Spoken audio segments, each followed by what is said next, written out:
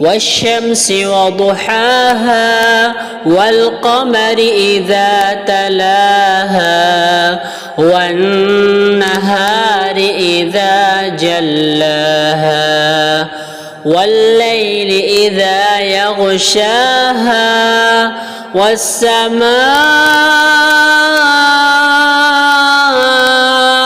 وما بناها والأرض وما طحاها ونفس وما سواها فألهمها فجورها وتقواها قد أفلح من زكاها وقد خاب من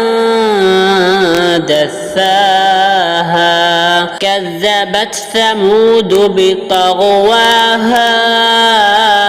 إذ انبعث أشقاها فقال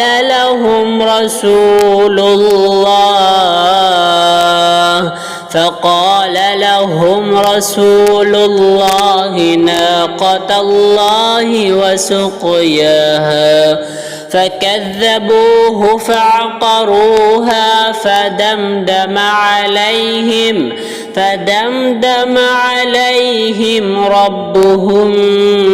بذنبهم فسواها ولا يخاف عقباها.